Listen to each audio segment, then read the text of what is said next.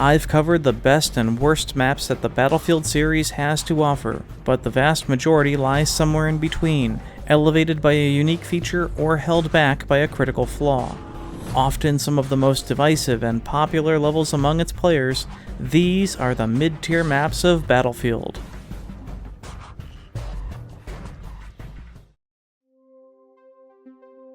Embodying the mid-tier map category to the letter is Hammerhead, a Battlefield 4 map from the Final Stand DLC, which itself was themed as a prequel to the original Battlefield 2142 setting.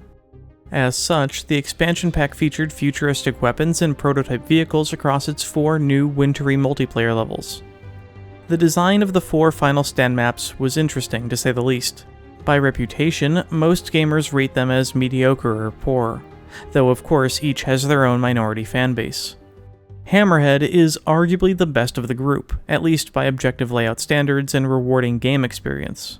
Its large-scale and symmetrical layout permit for a high number of diverse vehicles. A mountain of considerable size dominates the center of the map, in which a submarine base and technical workshop for ongoing Pan-Asian Coalition prototype weapon research is hidden. Enclosed, minimally accessible, and linked by conjoining tunnels, it is truly an infantry playhouse, greatly welcomed what with numerous angry vehicles battling outside. With diverse areas from many different playstyles, this map sounds like a recipe for success. So where did Hammerhead go wrong? Hammerhead is a 6-flag layout, and while this has a tendency to create exceptionally long duration rounds, it is only a minor issue among significant others. 4 objectives surround the mountain. These are the A, D, E, and F flags. The A and D flags are the gimmies of their respective teams, being found a good distance outside each deployment area. The shipping depot A flag radius is substantially larger and more detailed, extending above the large hangar and into numerous supply crates and containers nearby. This provides immense levels of protection for hiding players, both allies defending and foes occupying, making it a challenge to completely wipe either. A large hill to the east toward the US deployment is actually a great counterbalance to the hangar roof, and gives a minor high ground advantage through the trees. Spawn points around the objective are diverse and sometimes frustrating, ranging from nearby in the forest, within the container maze, or isolated on the frozen nearby island. Delta, on the other hand, has a total of 3 small field offices and a single stacked shipping container within the effective capture zone. Compared to the A flag, these village ruins are an afterthought. The effective flag radius and cover nearby is tiny, making it difficult to capture without an armored assist. Moreover, the spawn points are horrendous, nearly all sitting in the aforementioned ruins surrounding the area. These small rock and rubble foundations form a ring of limited cover, and while beneficial to fighting enemies on the flag at range, often means that preventing the flag from being neutralized is impossible. The roads to each gimme flag, or rather those leaving each respective deployment area, is the first of Hammerhead's issues, as they are an illusion of escape routes rather than effective breakout options. Although having the appearance of multiple exits, they are realistically funneled into small spaces, allowing each team to be contained almost mercilessly by a later vehicular onslaught. The Russian team starting in the far north splits into 2 roads leading south, one to the D objective and the other taking a back path through the forest toward the F flag. While this back path is safer in the event of a full capture, it can nonetheless be blockaded and hit from the air. Meanwhile, the main road toward Delta lacks cover, and more importantly sits within sightlines of the center mountain, making it targetable by rockets at extreme ranges. Technically, the frozen river is an option as well, though it is just as exposed. The US deployment at the bottom right sits beyond a forest and a small hill, which essentially provides high ground to players leaving it when overlooking the bay and subsequent A point. This is helpful for clearing the A hangar roof, but the choke point is realistically even thinner than that of the north, with the map border coming up the hill all the way to the set of bunkers up top. With A being highly defensible, the only alternative options are to take snowmobiles through the forest to the south or rush across the bridge toward E, both paths leaving players excruciatingly vulnerable. Located at each of these gimme objectives is a single flag spawn vehicle in the Levkov hover tank, a wild prototype addition and nod to 2142's Nekomata. Notoriously difficult to drive even with the perfect sensitivity settings, this floating tank usually catches the uninitiated player off guard. First, by its floating nature and reference to a game long past, and second, to the substantial damage they can do to enemies in the right hands. They can turn on a dime, traverse the steepest terrain challenges, bully and flip IFVs entirely, and even hover over water. They are also loud, fickle, and prone to random explosions.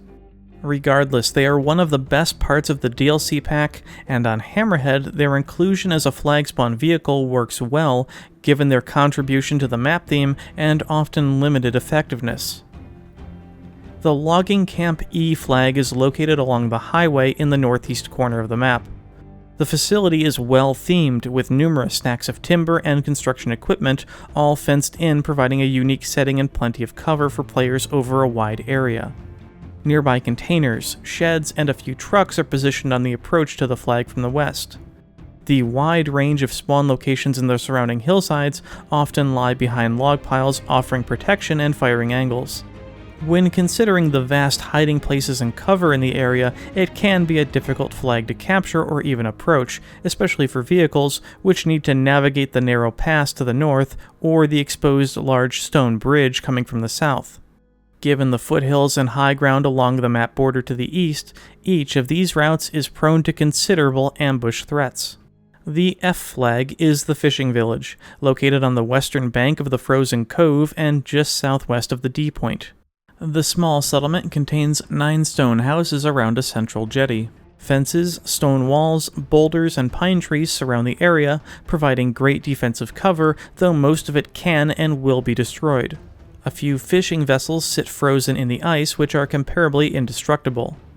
The capture radius encompasses the closest of these buildings and the frozen ice sheet within. The area around the village is wide, and spawn points are mostly in the open behind the tree line. The road coming from the north gives Russian armor an advantage, though most vehicles approach from the direction of the cove. A Rorsch railgun pickup sits north of the flag, and a tow sits in a strong position on the southeast edge overlooking the bay. These outside flags benefit from a unique environment of snow, ice, and the large central mountain covering the research base. The sheet of ice covering the bay provides for unique vehicular opportunities, including quick movements under bridges and between small islands.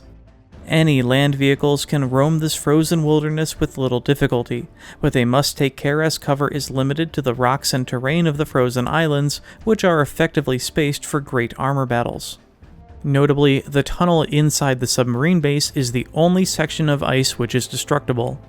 This prevents vehicles from entering at all, allowing for great defensive advantage to players inside. Careful timing of attacks can even see enemy tanks sunk and eliminated. The lone remaining threat is that of the hover tanks, which can glide over the water. The central mountain is arguably a landmark feature of Hammerhead, but one which has its own set of benefits and harmful impacts. The elevation is critical in both creating a huge visual obstruction across the map, providing immense rotational cover to tanks and helicopters, and isolating the submarine pen from outside interference, but concurrently can be a major nuisance to enemies via its hefty verticality advantage.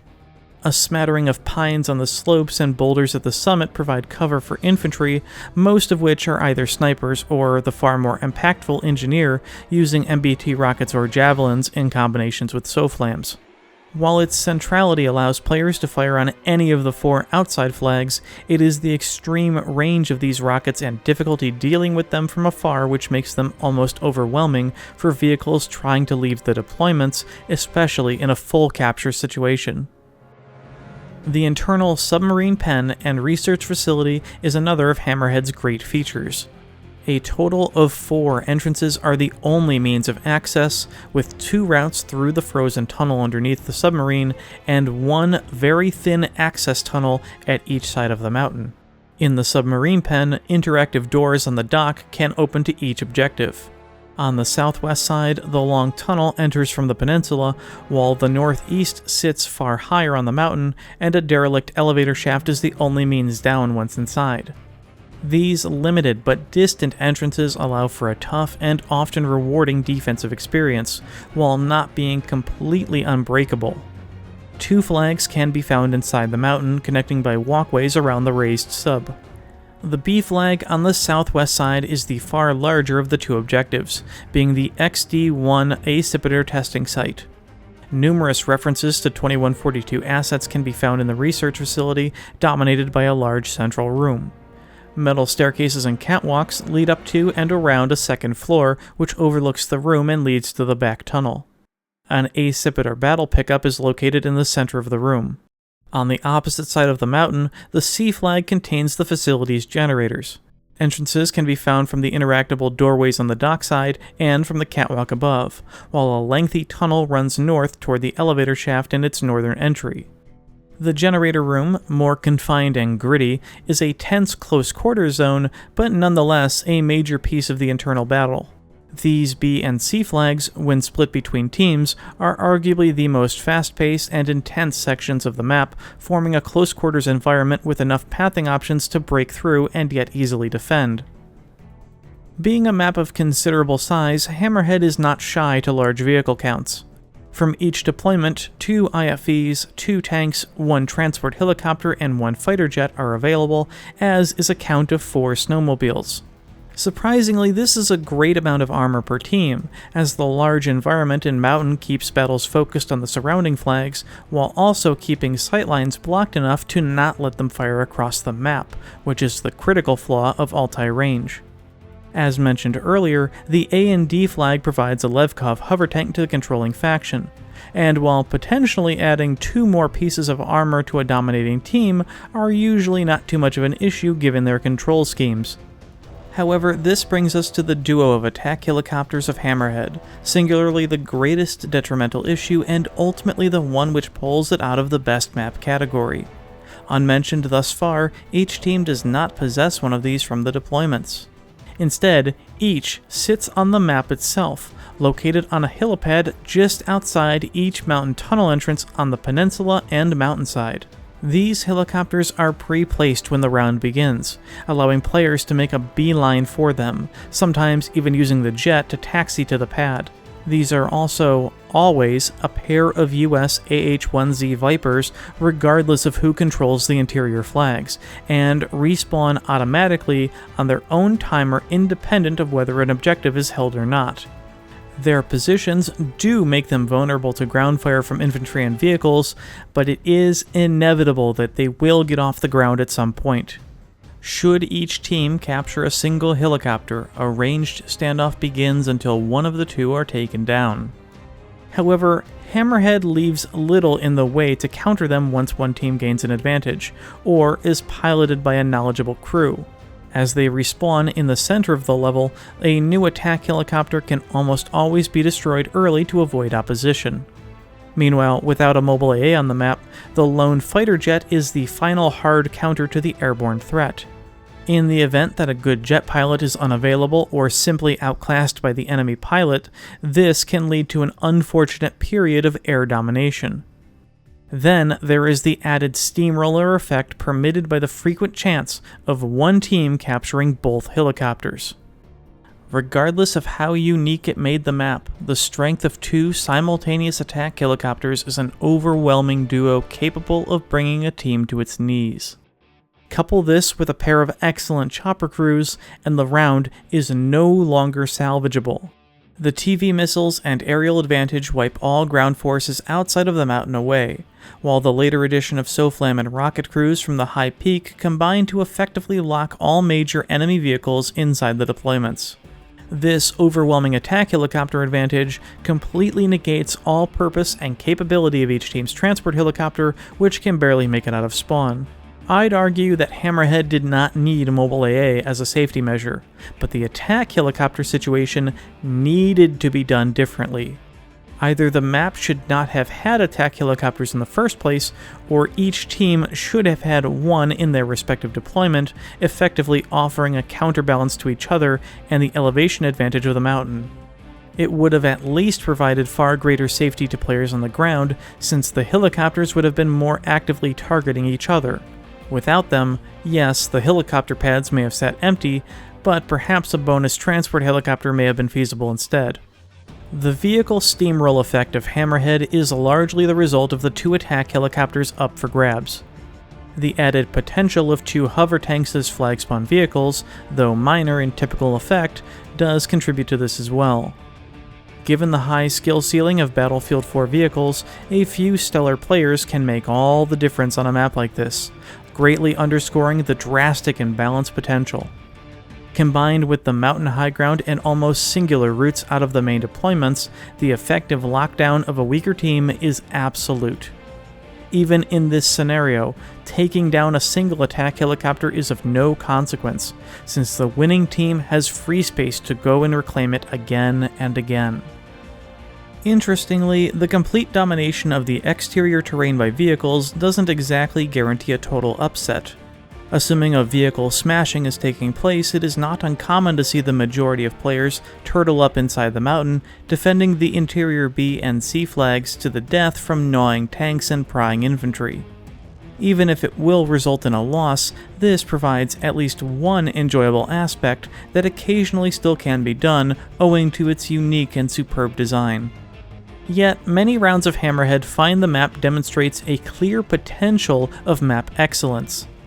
When not dominated by attack helicopters, the amount of ground armor allowed to circumnavigate the mountain and blocked by its imposing scale makes for a far better case than other Battlefield 4 levels. Tank battles are fun and often have variable range given shifts in terrain deviation and frozen landmarks. It is also important to note that while armor usually has a substantial advantage in the game over infantry thanks to the strength of the thermal optics, the verticality and cover makes for a far more balanced setting, especially when you consider the strengths and weaknesses each has on different parts of the map. Flag positions are spaced very well, especially with the amount of vehicles for movement, and cover between them isn't too hard to find unless you're scurrying across the icy bay. Meanwhile, the infantry battle typically raging within the mountain is intense, dynamic, and often a meat grinder, though the different entrances never force you to commit to a single tunnel.